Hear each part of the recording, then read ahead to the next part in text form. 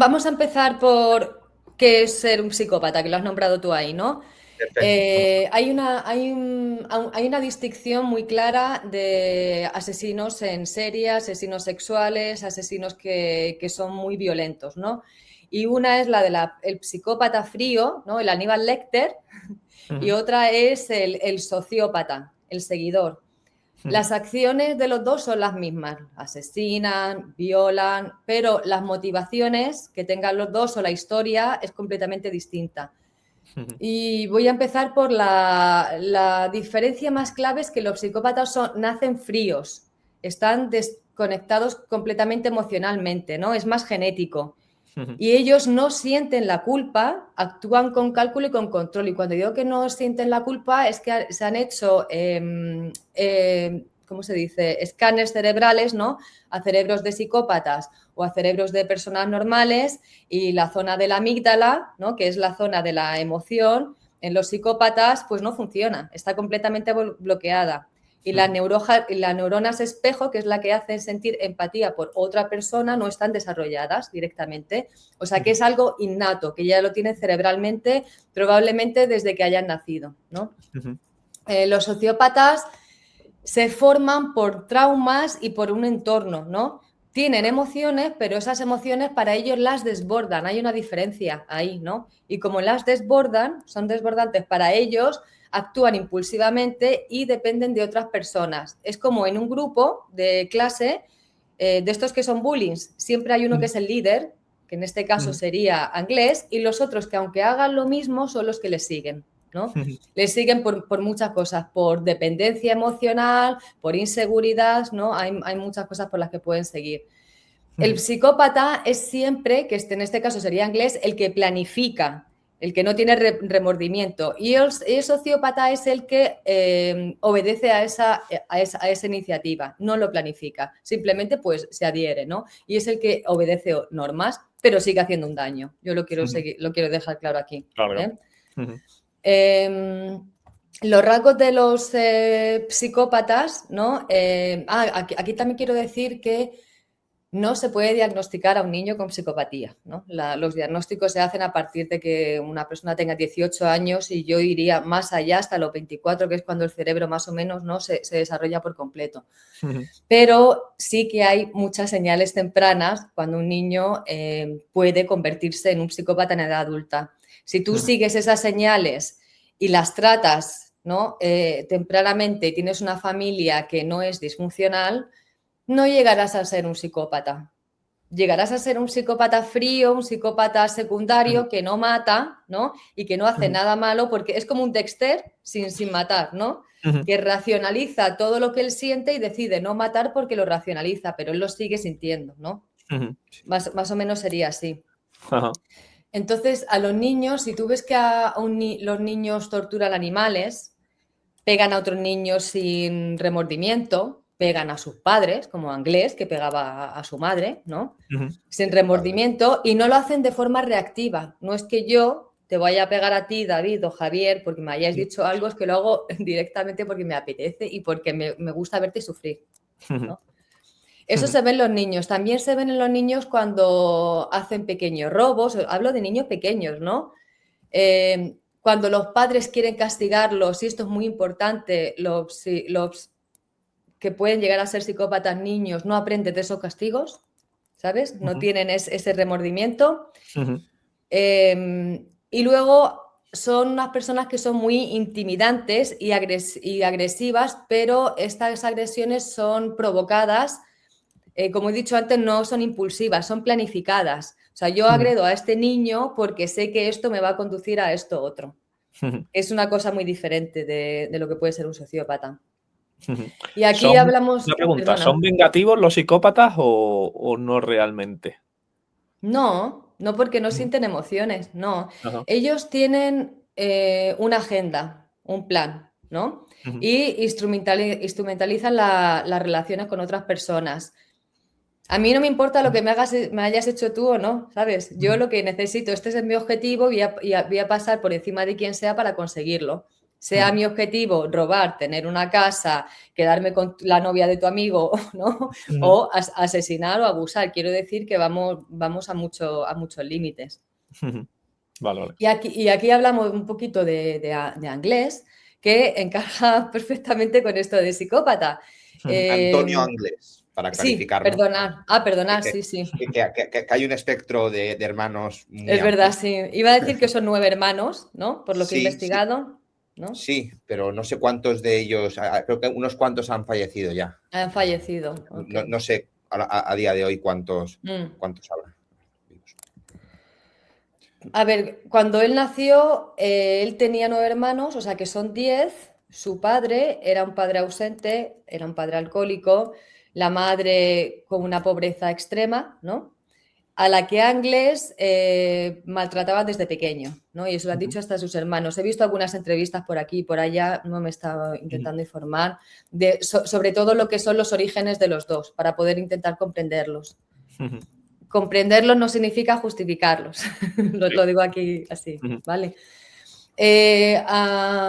Por lo que yo lo que he estado viendo a Anglès desde pequeño se le ha visto con una agresividad extrema. Tenía peleas en el colegio, lo expulsaban continuamente, manipulaba, mentía, torturaba animales, que ya lo hemos dicho, ¿no? Que es un ¿cómo se dice?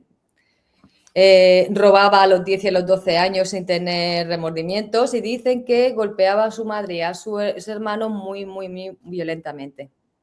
Eso no lo ves con un sociópata tan pequeño, no lo ves.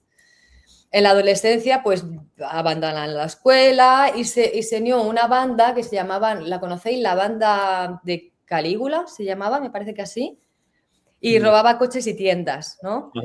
Y estuvo en muchos reformatorios por conducta antisocial. Y luego hablamos de los antecedentes que tuvo, por lo que yo sé, que lo estuve comentando contigo, Javier, vi que sí que tuvo un antecedente que en 1990 secuestró a una niña, ¿no? Bueno, de 20 años. Sí, 20 años. Perdona, yo digo niña porque para mí, pero sí, chica. Chica de 20 años, ¿no? Sí. Y la encadenó, la golpeó por 2 días, ¿no? Ahí fue cuando fue condenado a 2 años y que se escapó con un permiso penitenciario, ¿no? Y quedó en busca y captura. Y en ese momento, más o menos, fue cuando pasó el crimen, ¿no? A los 2 años, cuando salió de allí. Y esa es un poquito la reconstrucción de quién era este chico, Anglès. O sea, ya vemos que nace de una familia desestructurada, en la pobreza, en un entorno, ¿no?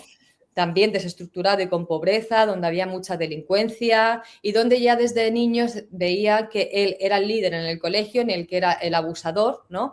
Y también en casa, más o menos. Ahora vamos a pasar a la sociopatía, que es muy parecida, o sea, desde fuera. Dice, pues si roban los dos, ¿no? Como os he dicho antes, ¿no? Pero, ¿cómo se dice? El background es completamente diferente, las motivaciones, el por qué lo hacen. Los sociópatas, como yo he dicho, no nacen, se hacen y se desarrollan normalmente por traumas y negligencia. Tienen emociones, pero no las controlan. Ese es el problema, que no las controlan. Entonces se desbordan, son agresivos, son impulsivos y sobre todo necesitan siempre a alguien más fuerte para afirmarse y tener esa estructura. O sea, son los B, los seguidores. En el caso de, o sea, las señales tempranas que podemos ver son, en vez de frialdad, ¿no? Como podríamos ver en los psicópatas, tienen emociones descontroladas y son muy impulsivos. Tienen explosiones de rabia, reacciones exageradas, pero son siempre reacciones a algo que les están pasando y que ellos no pueden controlar, ¿no? Luego son muy mentirosos y tienen problemas con las normas, no les gustan nada las normas. Entonces, mienten, pero las mentiras tienen inconsistencias. A un psicópata niño, si él miente, no te vas a enterar de esas inconsistencias. Con un sociópata sí, porque es mentir cambiando la versión de los hechos constantemente, que es lo que hace Ricard cuando es adulto, ¿no? Y ahora, como esto no cuadra, pues vuelvo a cambiar la otra. Es como cuando un niño le miente a su madre y cambia la historia 10 veces para que vaya cuadrando, ¿no? Pues eso es lo que hacen los sociópatas y lo que está haciendo Ricard en todas las, ¿cómo se dice? Entrevistas que está haciendo, que cambia una y otra vez, ¿no? El discurso. Una pregunta. ¿ellos son conscientes de que están mintiendo y están creando una Sí, boda ya irreparable? ¿Sí? sí, son muy manipuladores, sí. Ujú, Sí son conscientes, sí. Pero no se pueden controlar. ujú, Ese es el problema. Luego tienen dependencia tóxica hacia otras personas que son líderes, ¿no? Buscan figuras fuertes para sentirse seguros y porque se sienten inferiores, ¿no? Y ahora vemos en Miguel Ricard, que vamos al meollo, ¿no? ujú.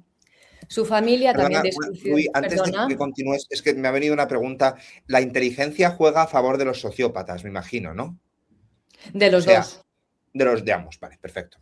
Sí, sí. Por ejemplo, tenemos a un psicópata poco inteligente, pues probablemente no podrá armar, ¿cómo se dice?, un crimen como el que armó Anglés. No sé si sería Ujú, inteligente o no. sí, Un psicópata muy inteligente, cuanto más inteligente eres, más alto vas, ¿no? Y Ujú. peor son los daños. Y cuanto menos inteligentes eres, pues menos daño puedes hacer porque no puedes, ¿cómo se dice?, ocultar, ¿no?, lo que estás haciendo, ni planificarlo bien. Claro. Sí, no, la inteligencia no la ha nombrado, pero bravo, Javier, es un Ujú, elemento fundamental. Sí. vale, ujú. vale, perfecto. Sí. Gracias. Yo creo que Anglés era inteligente, es inteligente.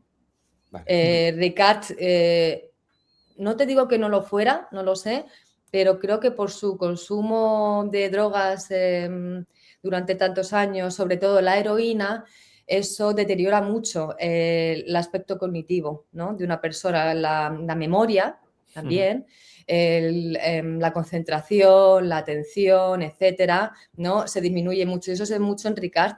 Habéis visto que habla muy despacito, ujú, que a veces le cuesta arrancar, ¿no?, que está hablando y de repente se calla, ¿no? ujú. Es que no podemos poner la entrevista, pero es que se ve muy claramente ese deterioro cognitivo de Ricard, que en parte puedo justificar que algunas partes del crimen puede ser que él ni las recuerde ya hoy en día, como Ujú, fueron. O sea, las ha cambiado tantas veces que ni...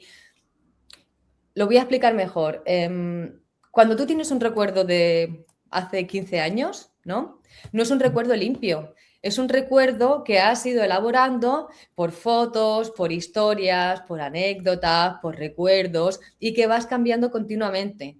A mí cuando me preguntan cuando sucedió esto cuando tenías 15 años, yo digo, bueno, yo te digo lo que yo interpreto que creo que sucedió, que probablemente sea un 5%, ujú, porque el resto, ¿no? Porque el ujú. resto son todo interpretaciones tuyas. Eso es lo que le pasa mucho a Ricard. Vale. Ajá. Y, Es bastante ¿eh? relevante. No, no, Sí. que Va cuadrando lo que vas diciendo dentro ujú, del relato y lo que es Miguel Ricard, la verdad. De Miguel Ricard. ujú. No, es que Bueno, Antonio Anglés, como no lo hemos visto nunca, como no ha tenido esa exposición mediática sí, porque él se escapó y no se ha vuelto a ver. y no sabemos dónde está. Yo te iba a decir dos cosas. Una que, como bien has dicho, no podemos reaccionar a la entrevista porque, como lo mencionan en algunos canales de internet, el mejor no permite ni siquiera que se haga un uso apropiado de su contenido y nos Sí, pondría un sí. strike de forma fraudulenta, pero bueno, es lo que sí existe en este mundo de YouTube. Y la segunda, ¿podría darme otro nombre de sociópata que no sea el de Miguel Ricard para tener también una idea así de persona sociópata? Decía, pues mira, este se comporta como un sociópata. Pues estaba yo pensando en asesinos de serie famosos. Ahora es que yo tengo muy mala memoria, o sea que yo doy y me decís el nombre, ¿vale? A lo Vale, mejor. vale, vale. No, fue Charles Manson. Manson. Charles Manson, Ujú, vale, sí. Si tú lo comparas con Dahmer, ¿no? Bueno, es que ahora Ya. estoy voy saltando nombres. Dahmer, por ejemplo, tuvo una infancia muy normal. De hecho, vi hace poco una entrevista con su padre y su padre era una persona muy tranquila. Él dice no haber sufrido ningún abuso, no haber tenido ningún trauma y desde pequeño tener esta sensación de querer ver sufrir a los demás, ¿no? ujú, Eso es lo que le pasaba a Dahmer. Charles Manson, cuando ves entrevistas suyas, te habla de cómo lo han abusado de cuando era pequeño, porque lo habían violado, hasta su propio padre, estuvo en reformatorios, ¿no? Y ujú, tuvo una infancia bastante dura que parece ser, o sea, a mí me cuadra más con la de sociópata, ¿no? Que con la de psicópata. Vale, gracias. ¿Y dónde estamos? Ah, con Ricard, nuestro Ricard, ¿no? Sí. Vale. Miguelito. Ricard, su madre murió cuando él tenía 3 años. Eso Sí. crea una herida de abandono muy fuerte para un niño. Espera un segundo, tigre. El gato. Ha hecho un cameo. Sí, ven aquí, ya está. Su madre murió cuando 3 años. Esto crea una herida de abandono, ¿no? Muy potente en un niño que probablemente cuando te sucede algo así, si no lo tratas bien y sigues y tienes una familia disfuncional, pues vas a tener muchos traumas cuando seas mayor, ¿no? Puedes tener un trastorno límite de personalidad, te puede crear un trauma complejo, que es lo que yo creo que le sucede a Ricard.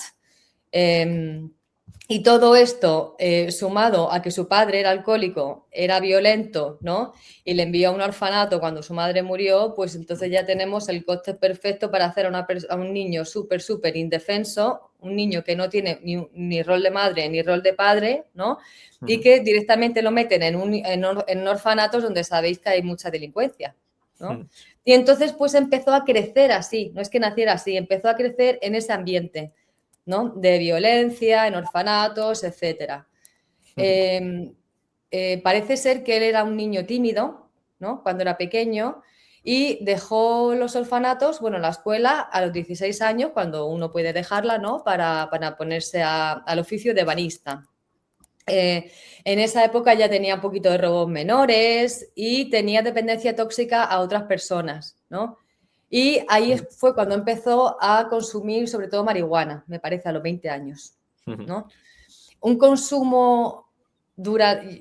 Yo no estoy ni en favor ni en contra de las drogas, legales o ilegales, ¿no? Cada uno que haga lo que quiera, pero es cierto que si tú tienes un consumo de marihuana o hachís por al menos 10 o 20 años, tenemos un deterioro cognitivo. O sea, las personas que fuman constantemente sabéis que no tienen memoria, ¿no?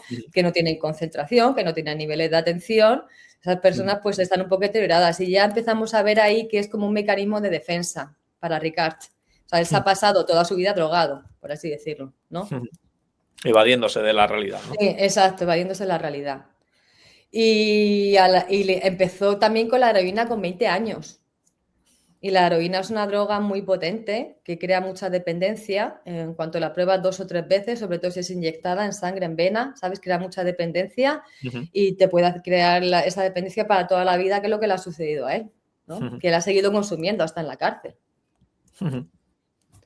¿Y todo esto por qué? Pues por la inseguridad y la baja autoestima, que es lo que acabas de decir, ¿no? Y él, o sea, necesita tomar esas sustancias para verse menos malo, ¿no? Para verse como una persona que le obligan siempre, que tiene que reducir su participación, que tiene que mentir para justificar todo lo que él hace, ¿no? Eso es lo que le hacen las drogas. Y ahora, habiendo dicho esto, también hablamos de la relación entre Anglès y Ricard, ¿no? Porque yo creo que esto es un elemento clave, el entender cómo Ricard fue el secuelo de Anglès, ¿no? Para poder entender lo que de verdad hizo, no hizo en ese crimen y la entrevista que...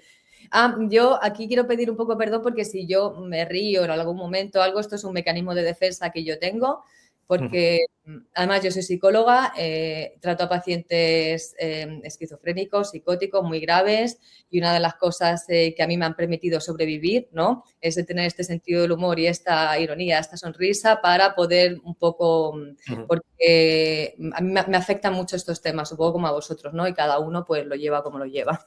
Y yo lo llevo así, os pido perdón de adelanto.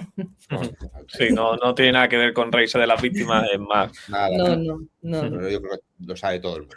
Pero muchas gracias por clarificarlo, Rubí. Bueno, la relación entre Ricard y Anglès. Los dos vivían, bueno, eran, ¿no? Around Cataloja, ¿no? Catarroja se llamaba, sí. ¿No? Catarroja, sí. Que por lo que yo he visto en aquel momento, no, yo no sé ahora, era un sitio donde había mucha inestabilidad económica y familiar, ¿no? Y esto fue lo que los unió a los dos. Cuando ellos se conocieron, mira, vamos a empezar con... Si vosotros recordáis, cuando teníais esas edades, una diferencia de 4 años es mucho. O sea, para Ricard, de 16, irse con Anglés de 20 años es mirar a ese líder, a esa persona que es mucho más mayor que tú y que tú vas a seguir. Eso nos ha pasado a todos, siendo los seguidos o los seguidores, ¿no? No es que cuando decimos esto parecen que eran amigos, no eran amigos, ya tenían un imbalance, perdón, en inglés, en español, ¿cómo se dice? Una desigualdad. Sí, una desigualdad de edad, ¿no? Muy fuerte, por la que ya se ve cuando uno es el que sigue y otro es el seguidor, ¿no? Anglés ya tenía su reputación delictiva en ese momento y ya hemos visto que Ricard era vulnerable, ¿no? ¿Cómo se conocieron? Creo, corregidme vosotros, que él era el que le daba las drogas, ¿no? El que le suplantaba las drogas. Es que es un relato que es difícil de documentar porque viene a través de Ricard, pero sí, en principio, bueno, los Anglés vendían y al que conocía Miguel Ricard era a Roberto Anglés, que era el hermano mayor de Antonio, que era con el que se juntaba, que también era toxicómano, si no me equivoco, como Miguel Ricard. Antonio, a pesar de tomar roipnoles, no parecía que fuera yonki al uso, que no se pinchaba, no tomaba heroína. Pero lo conoció a través de Roberto. El que era amigo, se supone, era de Roberto, pero luego, claro, como Roberto entraba y salía, Antonio era un poco el que organizaba robos. El cabeza de familia, ¿no? Sí, por así decirlo, el más violento, el más loco, el más agresivo. Sí. Toda la familia, ¿no? Bueno, en esa época... En esa época. Parece que toda la familia. Parece. Sí. Que la madre trabajaba de Matarife y tenía dos trabajos y por lo visto la mujer se partía el lomo a currar y luego Antonio le robaba lo que... Le robaba y la pegaba, sí. Sí, así era él. Sí. Así era Antonio. Y además, si era el que les suministraba... A ver, tú has dicho algo muy, muy importante que yo no me había dado cuenta de ello, y es que Anglés era consumidor lúdico, ¿no? De roipnoles. Pero no crónico, era lúdico. No, parece que no. Según se tiene entendido, no lo era. Claro. Que Anglés no era yonki. Eso es lo que... Pero Ricard sí lo era. Ricard sí. Y se convirtió más, ¿no? Se ha ido cronificando con los años, porque todo eso se va cronificando más.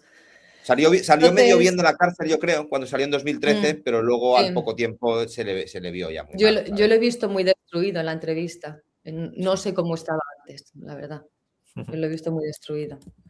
Sí, lo que pasa es que en la primera entrevista que le hace Manu, aparece mucho más delgado y mucho más deteriorado. No sé si la viste también esta primera entrevista. No. Sí, la de 2022. La que yo he visto la última. Claro, sí. En la entrevista de 2022 está mucho más deteriorado todavía. Entonces, en esta última, como ha cogido peso y tal, la gente se dice mucho de que había superado sus problemas de toxicomanía. A mí me cuesta creerlo. Me cuesta creerlo, porque haya ganado peso no quiere decir que lo haya superado. A mí no me parece que lo haya superado, pero me parece muy complicado. Tiene que haberse ido a clínicas de rehabilitación y salir completamente de su contexto, ¿sabes? Sí, además, si no me equivoco, la toxicomanía está considerada una enfermedad crónica, ¿no? Crónica, sí, por eso lo he dicho antes, es crónico. Entonces, por eso digo que me cuesta mucho creerlo. Yo he trabajado con toxicómanos aquí en Roma 1 año y dejé de trabajar porque no tuve ni un caso, ni un solo paciente que tuviese la mínima probabilidad de recuperación.